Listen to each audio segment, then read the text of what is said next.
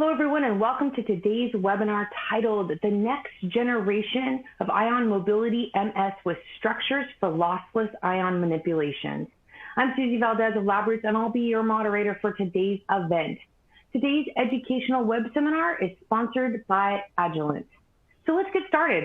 Before we begin, I want to remind everyone that this event is interactive and we encourage you to participate by submitting as many questions as you'd like during the presentation. To do so, simply type them into the Ask a Question box and click Send. Please address the questions to the specific speaker. That will help. We will answer as many questions as we have time for at the end of the presentation. If you have any trouble seeing or hearing this presentation, simply click on the Ask a Question box located on that far left of your screen. I now present today's speakers, Dr. Kristen Klein, Product Manager, LC QTOF and IM QTOF at Agilent Technologies. And joining him is Dr. Daniel DeBord, Director of R&D at Mobiligrams Systems. For a complete biography of Dr. Kristen Klein and Dr. Daniel DeBord, please visit the biography tab at the top of your screen. Welcome, gentlemen. Dr. Klein, you may now begin your presentation.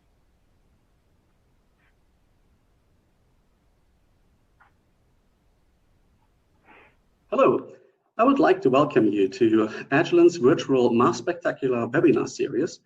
And my name is Chris Klein. I am the LC QTOF and IM QTOF product manager, and I'm happy to go today with you through the next generation of ion mobility mass spectrometry with structures for lossless ion manipulations. But before we kick off this series, I really want to go just a brief introduction before I hand it over to Daniel DeBord and give you a bit of an overview what has actually happened in ion mobility over the years. So looking at the first level, we already know from a long time from Paul Langevin in 1905 about the ion mobility theory. Of course, it took then a bit of time with Astor and Thomson in 1919, over 1965, McDaniel and Mason for the transport ion gases, till finally 2003 with David Klemmer trapping ions and the first off magnets. This led later then in 2006 to the introduction of Waters' SYNAP G2 in 2009 and the GS in 2011, both based on the traveling wave system.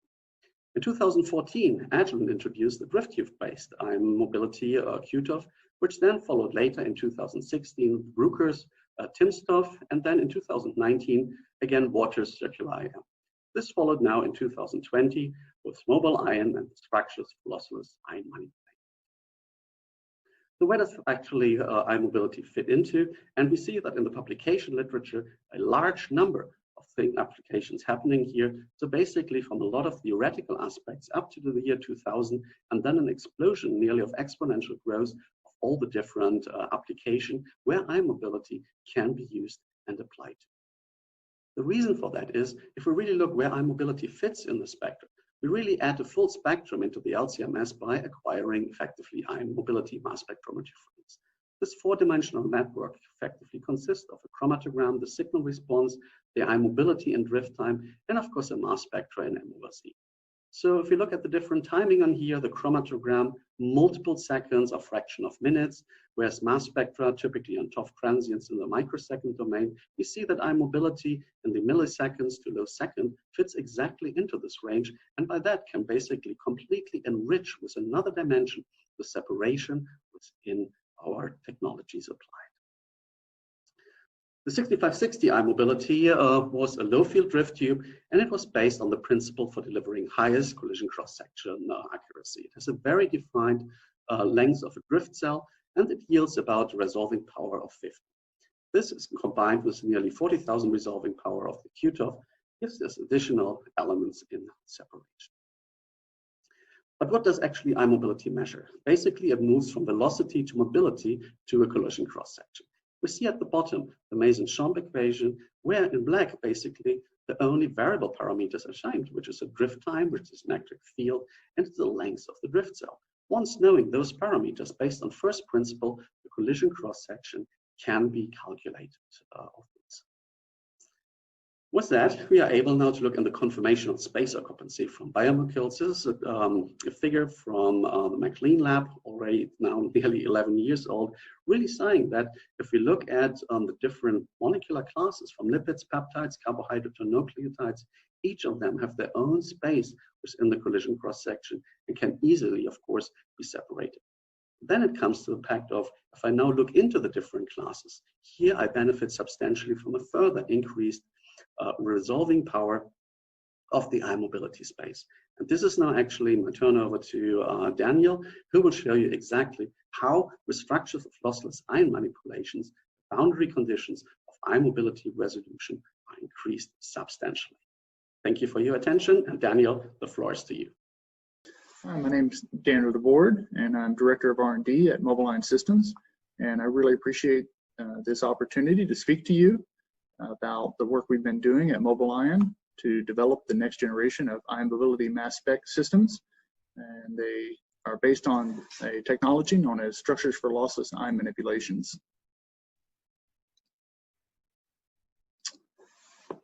So here's an outline of the topics I'll be covering today. I'll start with an introduction to SLIM and how we are able to use this technology to achieve ultra-high resolution ion mobility separations.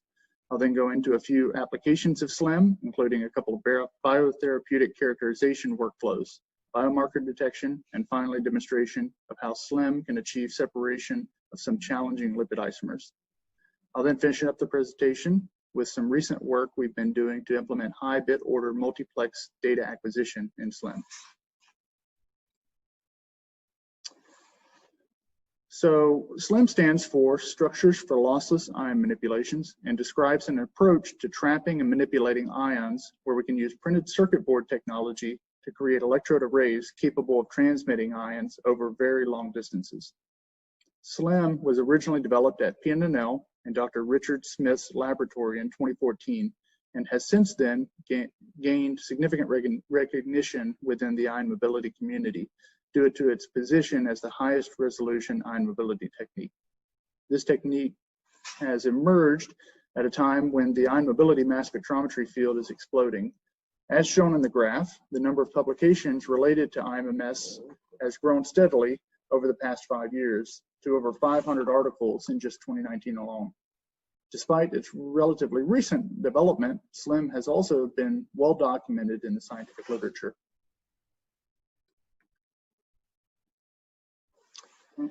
The basis for the SLIM technology is a precise arrangement of various electrode types on the surface of a printed circuit board.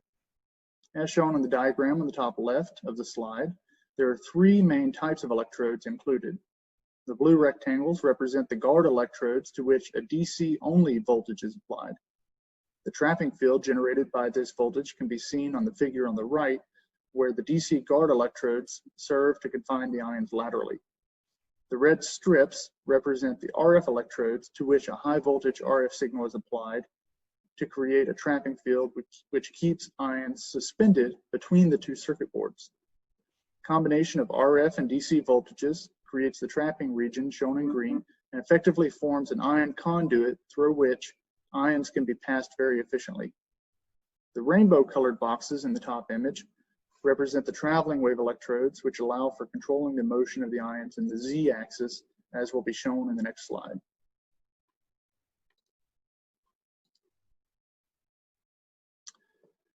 The figure on the bottom of the slide shows the section view through the SLIM device, where a phase-shifted sine wave signal is applied to each of the electrodes to create a moving electric field that propels the ions through the gap between the boards from one end of the device to the other. It's easy to see how this moving electric field could be used to stalled to trap ions indefinitely or reversed to change the direction of motion of the ions.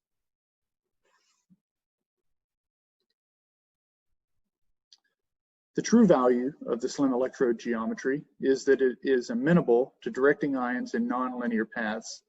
This slide shows how ions can be directed around a corner and along a serpentine path by simply orienting one lane of the SLIM device at a right angle to the next. The black lines in the animation represent the traveling wave potential that pushes ions through the device. On the right side of the slide, you can see a typical full-size SLIM board, which has an ion path length of approximately 13 meters and has 44 of these 180-degree turns. This board, which is about the size of a briefcase, is installed in a vacuum chamber that is maintained at between 1 and 4 torr. There are two main operating modes for the SLIM device that depend on the speed and amplitude of the traveling wave signal applied. The first is what we like to call surfing mode, where the traveling wave speed is relatively low and ions of different sizes will travel through the device at approximately the same speed, as you can see in the animation.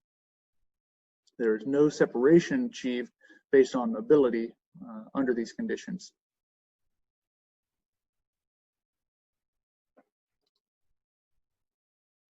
If the speed of the traveling wave is increased, as shown in this animation, we encounter a different regime whereby ions could be separated based on their size to charge ratio. Assuming these ions have the same charge state, the smallest ion will undergo fewer collisions with the background gas and will therefore travel at a speed closer to that of the traveling wave. The larger ions will undergo more collisions and not be able to keep up with the speed of the wave. These ions roll over the wave more times and take a longer period of time to reach the exit of the device. It is this difference in ion arrival time which is monitored to achieve the ion mobility measurement.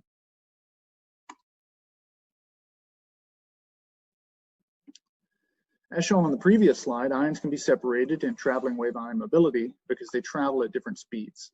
The plot on the right shows an ion trajectory simulation of how the speed of an ion changes as the signal frequency applied to each of the traveling wave electrodes is varied. As the frequency is increased, the largest ions, mass to charge 1522 from Agilent tune mix in this case, begins to fall off and can't keep up with the speed of the wave. This happens for each smaller size of ion sequentially, with the smallest ion keeping up with the wave speed to the highest frequency. This plot shows a fixed amplitude, but if the amplitude is increased, then the speed of an ion will generally increase as well. And so on this plot, we can also see where we would have surfing conditions and at what point ions would transition into the separation region. If we instead plot the arrival time of the ions, which is what we actually measure in the experiment, we can see that there's an optimal range of traveling wave frequencies where we maximize the degree of separation between each of the different ion arrival times. This is somewhat analogous to the Van Diepter curve from chromatography, where with low traveling wave speeds, we are separation limited because ions are mostly surfing, and at high traveling wave speeds, we become diffusion limited as ions are not effectively transmitted due to the weak effect of the traveling wave field.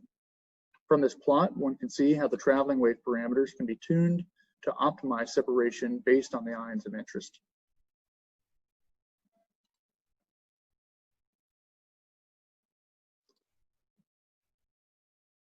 This slide shows the types of isomeric separations that can be achieved using SLIM ion mobility.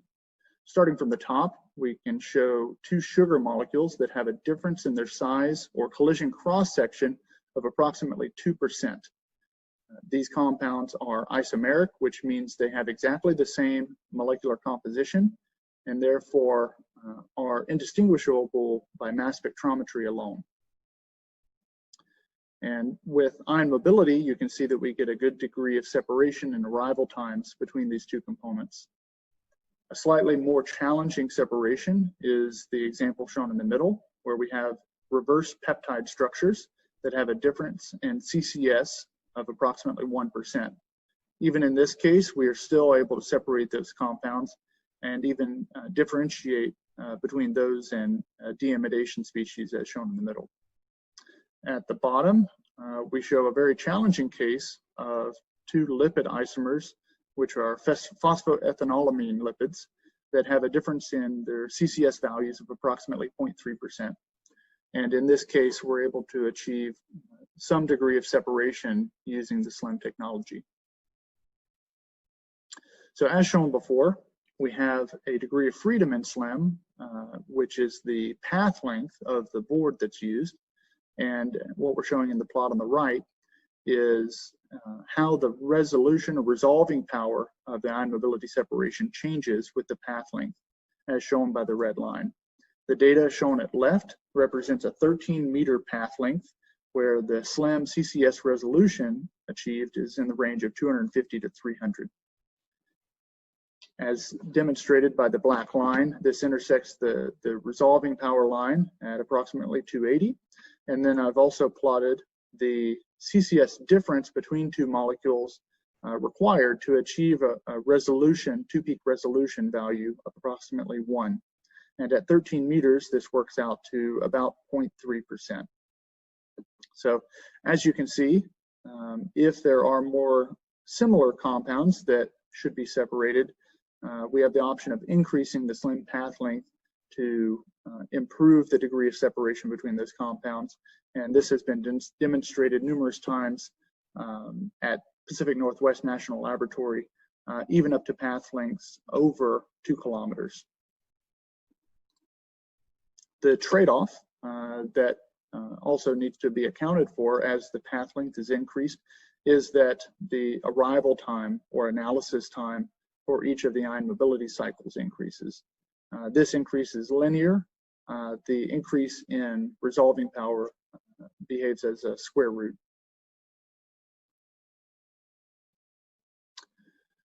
This slide shows some benchmark data comparing mobility resolution for a set of pentasaccharide isomers across the Mobilion 13-meter SLIM system against the Agilent 6560 drift tube ion mobility system and the Water Synap G2 traditional traveling wave system. As you can see, both the Agilent and Water systems are able to achieve some degree of separation between the 3 different isomers. However, the additional mobility resolving power of the SLIM device not only achieves baseline separation of the compounds, but also reveals additional fine structure and conformations that aren't visible using the lower resolution techniques. And here's another comparison of SLIM ion mobility performance relative to some of the newer IMMS systems. You can see that still higher resolution is achieved with SLIM, so much so that we added an additional compound to the isomeric mixture, this isomaltotriose, component D, and we're still able to achieve separation between the components A and C.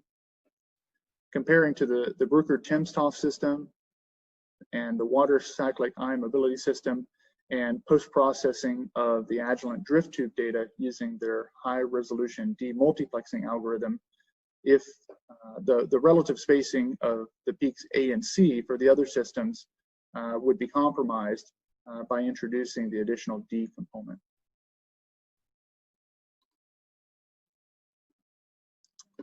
As I mentioned previously, the SLIM separation is performed at a pressure between 1 and 4 torr. And this slide shows the effective pressure on the ion mobility arrival times as the pressure changes. So what you can see here is plotting the arrival time distributions for a couple of Agilent tune mix ions, mass 622 and mass 1222. And we're plotting the arrival time distributions from over a pressure range of 2.43 to 2.63. And you can see how the peak shifts according to pressure. By plotting this arrival time versus the SLIM pressure that it was collected at, you can achieve a linear relationship that shows how the arrival time behaves with changes in pressure. And going back to the equations that dictate the ion mobility separation, the Meson-Champ, we can see that the pressure, which is represented here by the N variable, which is actually the density of the gas, and how it relates through the mobility parameter to the arrival time, turns out to be proportional, as it should be. And so this is a verification of that constant in the linear relationship between the pressure and the arrival time, even with traveling wave ion mobility.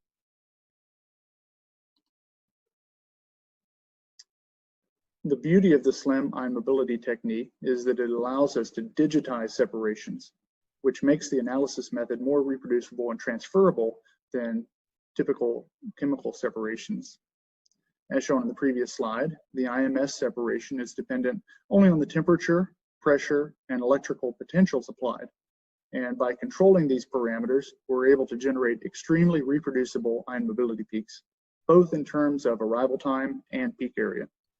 This data demonstrates the type of signal stability observed over an 8-hour period, where we observed less than a 5% RSD variation in the peak area and less than 0.1% change in the arrival time.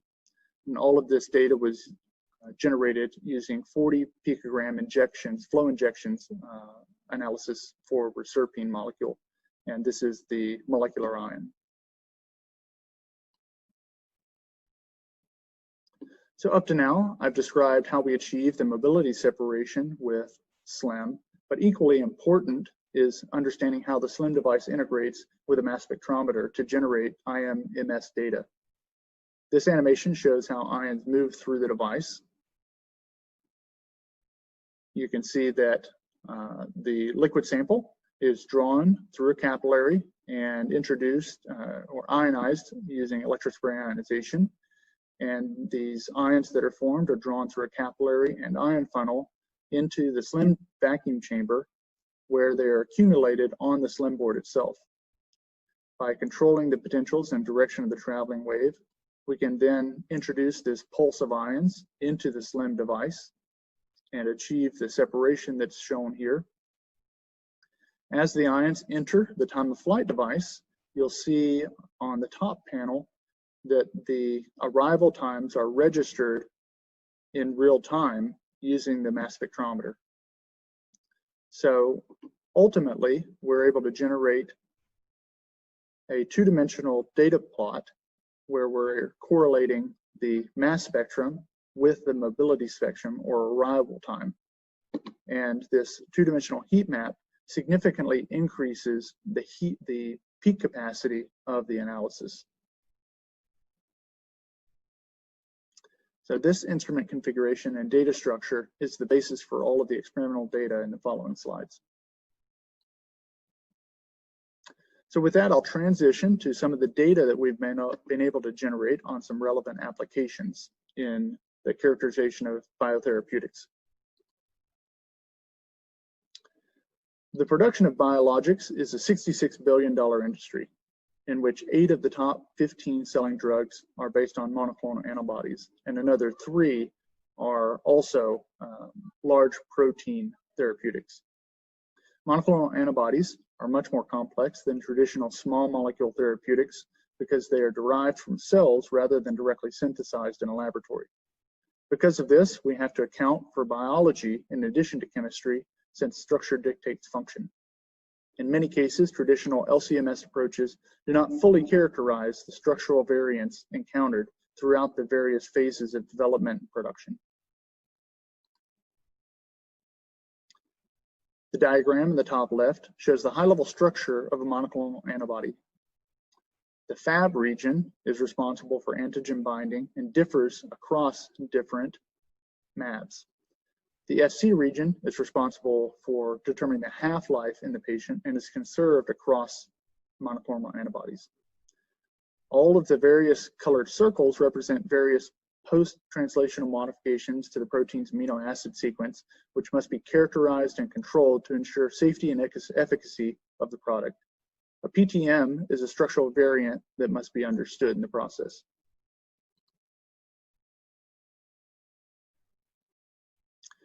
So here we show some examples of how SLIM can be integrated into existing intact and subunit workflows.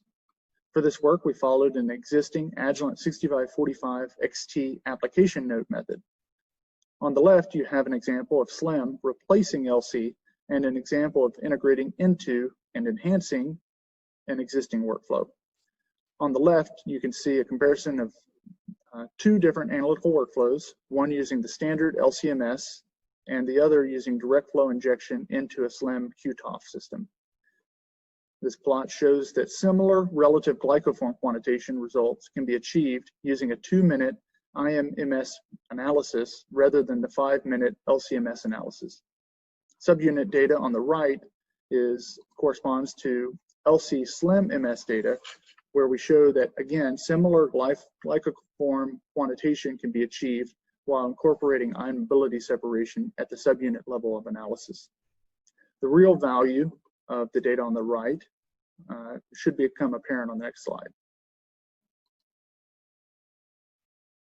So here we can show that when analyzing the FC region of the IMMS data, we encountered an additional ion mobility peak that was somewhat unexpected.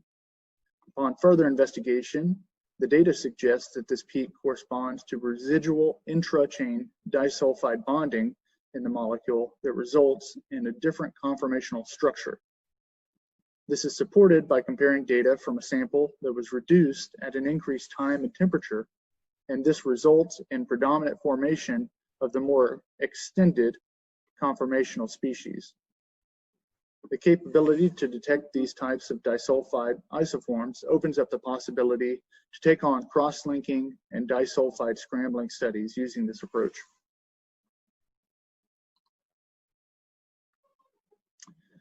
We can also use SLIM to analyze the digested protein and achieve a significant reduction in analysis time relative to a standard LC-MS analysis. Here we are showing full sequence coverage of 98.7% of the protein in a 5-minute LC SLIM-MS gradient. In addition to the typical sequence coverage information, we also achieve an additional level of information regarding the different PTMs that are present. For a deamidation modification, which adds +1 to the molecule's mass, in converting the asparagine to aspartic acid or isoaspartic acid, we can observe this also in the ion mobility spectrum. So as you can see, the top panel shows the native species for this peptide, in which there is no post-translational modification. If you go to a +1 state, we are able to see both the isoaspartic and the aspartic acid peaks, which have a slightly shorter arrival time than the native species. This can also be observed on an additional peptide where we have the native species, and with 2 potential PTM sites for deamidation, we have a variety of different options in terms of isoaspartic and aspartic PTMs that are possible at those locations, and that's observable in the ion mobility spectrum as well.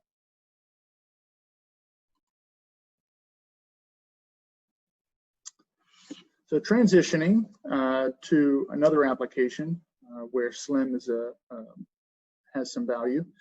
Glycobiology biomarker research is an area that has received significant attention, especially over the past few months, due to the recognition that glycan expression is largely determines interaction of the SARS-CoV-2 virus. However, it's long been recognized that these glycan molecules drive a lot of the biomolecular signaling and can serve as biomarkers in many cases. The challenge in glycan analysis is due to the large degree of structural complexity involved, which is inadequately addressed with current solutions.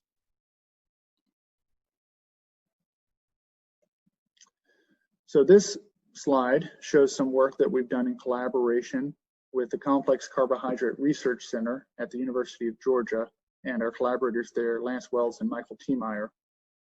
On the bottom left panel, you can see an LC-MS analysis result for permethylated N-Glycans, which were released from RNA-D and Fedouin that was collected by the CCRC team using a 180-minute LC gradient. You can see that they're able to achieve some degree of separation of the various glycan molecules, but at the expense of this extended analysis time. In the bottom middle panel, you can see a 2-minute flow injection analysis SLIM-MS result from the same type of sample, where we're able to achieve isomeric separation across the various glycan compounds. The trace shown represents doubly sodiated species of all the molecules, but alternate charged species can be further interrogated to achieve further improvements in terms of isomeric separation for some of the compounds. And then finally, the panel on the right shows the quantitative capabilities from this analysis, where a similar quantitation profile can be generated in the 2-minute method that closely compares to the much longer LC-MS method. And this can be observed by comparing the relative heights of the different bar plots against the relative abundance mass spectrum, where you see a similar profile. And so overall, we're able to achieve very similar results and realize an approximately 90x increase in throughput of the analysis. Similarly, in the analysis of O-glycan standards, we're able to achieve a similar throughput increase. Here, this is a 100-minute LC-MS analysis shown on the top. And then on the bottom, we show, again, a 2-minute flow injection analysis by SLIM-MS. And again, pointing to the reproducibility of the results, we're showing here for the various glycan compounds that are detected. We have very good reproducibility in terms of the peak abundance, as well as the arrival times or drift times of the compounds.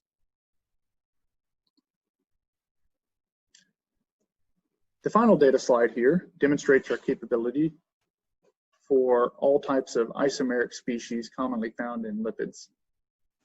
The first pair of lipids shown on the left represent cis-trans isomers. And so we've got two sets of lipids, one for PC lipids and the other for PE lipids, where the only difference between those pairs is whether the double bond is in a cis or trans configuration. And this is a very common modification between lipids that often dictates the function of the lipid. And here you're able to see that we are able to achieve baseline separation of these various compounds. In the middle, we show separation of SN positional isomers. And here, this is a much more challenging mobility separation. The compounds are much more similar in terms of their collision cross-section, but still we are able to achieve some degree of separation thanks to the high resolving power of the SLIM system. And finally, on the right, we're showing separation of double bond positional isomers. This is the case where the double bonds are at a different point along the fatty acid chain. And still in this case, separation is achieved for both PC lipids as well as triglycerides. And I'd like to acknowledge that these samples and this collaboration was in partnership with John McLean at Vanderbilt. So with that, I'll transition away from data and more towards a technology project that's ongoing at Mobilion, where we're looking to integrate high bit order multiplexing data acquisition into our workflows. So the challenge with high resolution ion mobility separation is that, as I've shown previously, there is a trade-off in terms of resolution and analysis time. And with standard signal averaging mode, we're typically accumulating ions for approximately 15 milliseconds and then separating them over a period of 1500 milliseconds for the full arrival time range. This plot shows how the duty cycle of the system is affected using this acquisition scheme, where the red signifies time period over which we're accepting ions into the system, and the white is where we're diverting ions and not accepting them, and they don't make it to the detector. If we instead consider the case of 4-bit multiplexing, this is a technique where we introduce multiple packets of ions into the device simultaneously or in sequence in order to improve the duty cycle, the throughput of the system. And in this case, 4-bit multiplexing corresponds to 8 packets of ions. If each of those is 15 milliseconds, then we're increasing the duty cycle by a factor of 8 here. And so again, the typical data set that we're working to generate is shown on the right for Agilent tune mix. And the challenge is that if we're introducing multiple packets of ions throughout the mobility separation, we ultimately end up with a convoluted ion mobility spectrum that must then be post-processed to recover the original mobility separation. So in Hadamard transform multiplexing, we use a pseudo-random sequence of injection pulses that serves as a sort of key that allows us on the back end to decode the ion mobility mass spec data that's generated. And that pseudo-random pulse sequence is shown here in the top right for the 4-bit case, where we have 8 injection pulses, and they follow this sequence of 1s and 0s. On the bottom, we're showing a 2-dimensional heat map plot of the multiplex data generated from a 6-bit sequence. And you can see the degree of complexity that's incorporated here. On the mass spectrum, you can directly interpret this as a standard tune mix spectrum. But in the top mobility spectrum, you can see the degree of convolution that's created through this multiplexing process. If we zoom in on a single mass and just look at this row of data and plot it in a different manner, you can see the correlation between single pulse data and various degrees of multiplexing. So here we're showing extracted ion mobiligrams for the M/Z 922 ion from Agilent tune mix. So for single pulse data, you get a single ion mobility peak. For 4-bit data, this is where we have 8 packets of ions that are introduced. And just looking at the mass 922 ion, you can observe where those 8 ion mobility peaks arrive. This can be further increased to 5-bit multiplexing, as well as 6-bit multiplexing. So at this point, we have 32 pulses of ions that are introduced to the system. But given that the ion mobility resolving power of SLIM is much higher than many of the other commercial techniques, we can go further to increase the bit order to 7-bit, 8-bit, and even 9-bit multiplexing. In the case of 9-bit multiplexing, we introduced 256 ion pulses per ion mobility cycle. So it's really incredible that we're able to achieve this degree of peak capacity within the ion separation time. And so, as I mentioned, the native multiplex data is not inherently useful. We need to be able to demultiplex that and recover the original ion mobility spectrum. But if that's achievable, then there's a significant increase that's possible in the signal to noise realm. So here we're showing the mass spec data on the left and mobility data on the right for Agilent tune mix at 4-bit, 5-bit, and 6-bit operation, as well as in black represents the single pulse signal averaging mode. And I'll point out that all of the data that I've shown previously was collected in the signal averaging mode, but not in multiplexing mode. So there are significant benefits to be had by moving into a multiplex data acquisition regime. And so here you can see that the increase in the number of pulses directly corresponds to an increase in signal intensity and therefore signal to noise of the resulting spectra. So in summary, I hope that I've been able to communicate that SLIM offers a way to achieve high resolution ion mobility separations in a reasonable form factor. And in some applications, high resolution IMS can supplement or replace LC and improve the method robustness and throughput. And as in many cases, the high resolution ion mobility data can reveal that next level of structural information and fine structure across a variety of different compound classes. And at the end, we looked at how multiplex data acquisition offers a path to further improve the performance of the system and enhance the ion utilization efficiency. So in the preparation of these slides, I'd like to acknowledge a number of our team members here at Mobilion, including Jim Arndt, Kelly Mosier, and Lulan Deng, who collected most of the data that you saw today. I'd also like to acknowledge the Mobilion engineering team, as well as our collaboration with Gordon Anderson. And I'll also point out that this work was done in collaboration with Agilent, R&D, and in particular, Brian Miller, George Stafford, John Feldstead, and Christian Klein have been instrumental in getting to the point where we are today. So I'd like to thank them for their support. So again, thank you to the audience for your attention and your interest in structures for lossless ion manipulation and mobile ion systems. Thank you.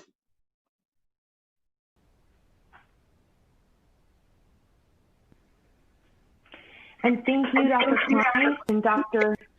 DeBord for that informative presentation. And we will now start the Q&A portion of the webinar. If you have any questions you'd like to ask, please do so now. Just click on that Ask a Question box located on the far left of your screen. So let's get started. We have quite a few questions already coming in, gentlemen. Our first question is, what is the biggest protein you've been able to analyze with the system? Yep, so I think I can take that one. The NIST monoclonal antibody is 150 kilodalton protein and represents the largest ion that we've looked at. And we're observing that at charge states of approximately 50 to 40 plus. So it puts it in the M/Z range of 3,000 to 4,000. Thank you for that. And what is the typical injection volume used for the slim flow injection analysis? So most of the studies that we showed today, we're using a 10 microliter injection volume. Thank you. Our next question is, have you done any native protein analysis work? So this is something we're interested in. We've done a little bit of scouting work, and in particular looking at the protein streptavidin. It's often a good test case for demonstrating native protein analysis. And so I can report that we've been able to successfully ionize and transmit the streptavidin in the native state, but we haven't gone too far beyond that yet. Thank you, Dr. DeBord. And gentlemen, what if someone already has a QTOF? Can they upgrade their system? Yep, so the intention is that the mobile ion SLIM system is suitable for both new sales with new Agilent QTOFs, and also if somebody already has the Agilent 6545, 6545 XT, or the 6546, then those systems are compatible with the product, and we would be able, as mobile ion, to offer that as a field upgradable option. Thank you so much. And I want to thank our audience for these great questions coming in. We have time for a couple more questions. How does the ion mobility software for mobile ions integrate with the Agilent suite of software? Yeah, so we've put definitely a lot of effort and thought into the software development, and currently there are really two sides to the question. One is on the control of the system and acquisition of the data, and then the other half of the question is, the processing. And so on the control and acquisition side, it really comes down to what mode the system is operating in. So even after the SLIM device is installed on a QTOF, it still retains the ability to operate as a standard QTOF system. And in that way, the control and acquisition of the system is largely performed through the Agilent Massar software. And then if the customer would like to collect data in ion mobility mode, then we would use the mobile ion software to control the system and to collect that data. But once the data is collected, we support conversion to the standard .d format. And at that point, you're able to pull the data into the full suite of Agilent tools that support the ion mobility mass spec data. Thank you for that. We have time for one more question. Which QTOF models will be supported with this system? Yep, so currently we've targeted designing towards the 6545, the 6545 XT, and the 6546 models. Thank you so much. Dr. Klein, Dr. DeBord, thank you for your presentation today. Would you like to provide any final comments for our audience members before we close? Well, I again like to thank Agilent for this opportunity to share our work, and also the viewers for their time and their interest. At Mobiline, we're very excited about the future of SLIM, and we look forward. We didn't mention it in the presentation, but we're targeting a commercial product release in 2021. The data that you've seen is coming off of our prototype and beta systems, but we're working towards getting that out into the broader community. And so hopefully we'll be able to join together next year for ASMS in Philadelphia in person this time. And I look forward to sharing some more of the incredible work that our team and our collaborators are doing with SLIM. And we feel that both on the development side and on the application side, we've really only scratched the surface of what's possible with this revolutionary technology. And so I encourage anybody that's interested in learning more about SLIM or what it might be able to do in your application, that you'd reach out to us. And we'd really love to talk to you about it. Thank you so much. And Dr. Klein, did you want to add anything? I would like to thank the audience for participating in Agilent's virtual mass spectacular events. So thank you a lot for your participation, and I'm sure that you are equally excited about the data that Daniel presented, the capabilities that the SLIM device can offer on Agilent's QTOF. And with that, I'm really excited to see this moving forward into the next phase. And again, thank you for participation in the webinar. And gentlemen, thank you again, both of you, for your time and for your important research. And before we go, I want to thank the audience for joining us today and for their interesting questions. Questions we did not have time for today and those submitted during the on-demand period will be addressed by the speaker via the contact information you provided at the time of registration. And this webcast can be viewed on demand through June of 2021. Until next time, take care and be safe. Bye-bye.